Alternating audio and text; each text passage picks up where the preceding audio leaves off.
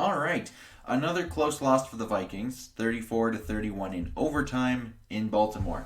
Baltimore improving to 6-2, Minnesota falling down to 3-5. Lamar Jackson completed 65.8% of his passes for 266 yards, 6.5 yards a carry, 3 scores, 2 picks, an 88.0 quarterback rating, and was sacked 3 times. On the ground, the Ravens, for the most part, basically had their way. Lamar Jackson led them with 21 carries for 120 yards. Freeman, 13 for 79. Le'Veon Bell, 11 for 48 and a score. So they ended up with 247 yards on the ground at 5.5 yards per carry. Not too shocking of numbers, knowing what this Minnesota defense has been allowing. Through the air, it was a lot of Marquise Brown. 9 of 12 targets for 116 yards, 12.9 average. Rashad Bateman was second with 52 yards, 5 on 8 targets. Mark Andrews, 5 of 10 for 44. Patrick Ricard, 3 of 4 for 35 and a score. Duvernay only caught 2 passes for 8 yards, but 1 was a score. Freeman, 2 for 3 for 4. But like I said, this one, like Duvernay, a score. So they were 6 of 15 on third down. That's good for 40%. 67% in the red zone. They were -2 in the turnover margin. Held the ball for 46 minutes and 4 seconds, which is insane. They had 8 penalties for 61 yards. Now, Minnesota. Cousins, 60.7% of his passes were completed for 187 yards, 6.7 yards per attempt, 2 touchdowns, no interceptions, had 104.3 quarterback rating and wasn't sacked, although saw a very, very good amount of pressure in this game. Dalvin Cook, 17 carries for 110 yards and a 66 long. Jefferson, 1 carry for 11. Nwangwu, 1 for 9 on a fake punt. Cousins, 1 for 1 and a score. Madison carried the ball 4 times for no yards. So they end up with 24 carries for 131 yards, also 5.5 yards per carry. So in the receiving game, Jefferson, 3 of 5 for 69 yards and a 50-yard touchdown. Conklin, 5 of 7 for 45. Ham, 1 of 1 for 27. Osborne, 1 of 2 targets for 20 yards.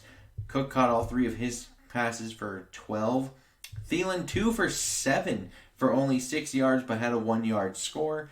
Luke Stalker caught his lone target for 5, and Madison caught his lone target for 3. Now, the Vikings were 5 of 14 on third down, which is good for 35.7%. 2 of 3 in the red zone, so 67%. And they were +2 in the turnover margin, held the ball for only 23 minutes and 40 seconds. 8 penalties for 107 penalty yards. Now, on to real thoughts. So offensively, they need to change some things. Primarily, if you want to look at what this was by quarter.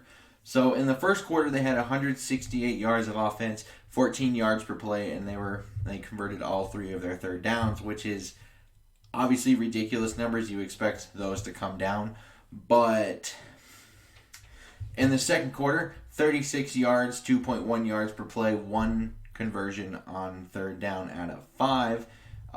Third quarter, 41 yards, 5.8 yards per play, 0 for 2 on third downs. And in the fourth, 72 yards for 5.5 yards per play, 1 of 3 on third. Which, this is kind of pathetic. They only converted 2 third downs after the first quarter. So, it's not good. So they ended up going 2 for 10 after the first quarter in third down. You have to be able to sustain drives. That's how you get out-snapped by how much you did. They had 89, the Vikings had 52. This is how you give up all of those minutes of possession to the Baltimore Ravens. Obviously, it helps that they run the football all the time, but that's how you lose it by 23 minutes.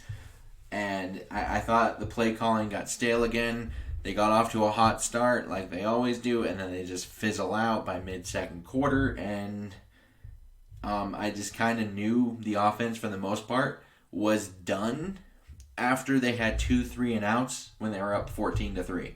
Now, I think the fake punt and the fake knee thing kind of reek of desperation to me as a whole, but that's just me. Defensively, I think all things considered, I think they played admirably.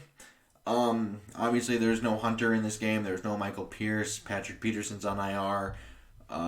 Like you got, and then Harrison Smith. He was listed on COVID right before the game. So, all things considered, I think they played admirably. I think Barr made a really good play in overtime. They just didn't capitalize. Not surprising. But I also thought Bynum and Willikis showed some flashes every once in a while. And I think the secondary played a lot better than I thought they would, especially after the Harrison news this morning. Now, overall, I think we're just talking about situational football again with this team. Like, you get up 14-3.